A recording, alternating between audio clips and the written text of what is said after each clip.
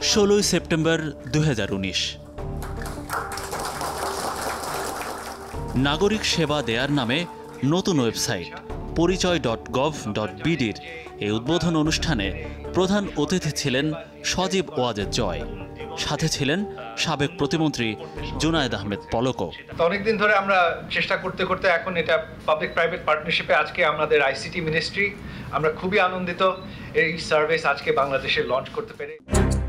কাগজে কলমে এই ওয়েবসাইট বিসিসি বানালেও পরিচালনার দায়িত্ব দেওয়া হয় বেসরকারি প্রতিষ্ঠান ডিজিকন গ্লোবাল সার্ভিসেস লিমিটেডকে, যার কর্ণধার ওয়াহিদুর রহমান শরীফ।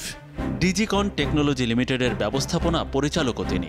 2010 সাল থেকে ব্যবসা শুরু করে দখলে নেন দেশের পুরো IT sector. The university of Texas at Arlington.